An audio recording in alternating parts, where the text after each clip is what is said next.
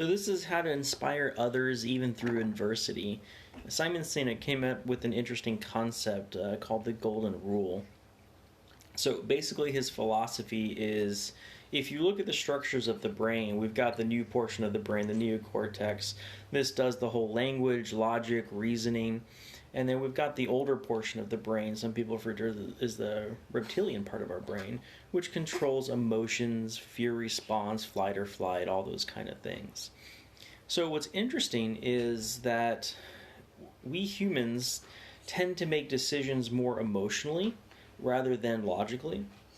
So when somebody says, oh, you should buy this or do this through facts and figures, we can understand vast amounts of information, but we're just really not motivated to purchase or go and do said thing, mostly because there's no emotional response out of it.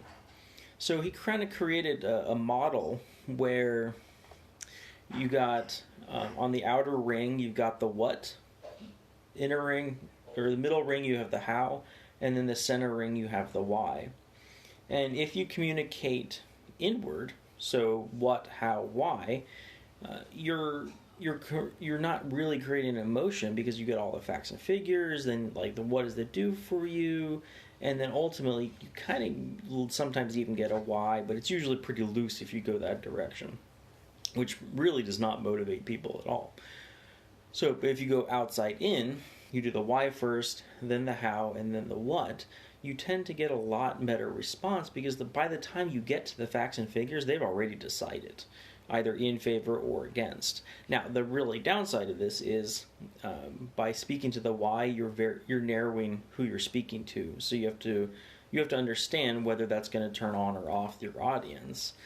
But the upside is those who do say yes are way more motivated to do whatever it is, either like buy something, for example, or go and produce something. In the case of all these fundraisers that we're seeing for Australia right now, if you go with the why, all these animals are dying, all these people, homes are destroyed, let's help them out, versus the dollar figures and the land figures and all of that. It's a totally different way of kind of thinking about it. So it's a really kind of fascinating how to motivate people.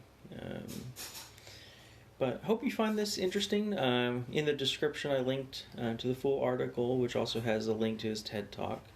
If you guys enjoyed, let me know. If you have any real example of when you've used this, or maybe you haven't used it in one try, let me know how it goes. Otherwise, we'll see you tomorrow.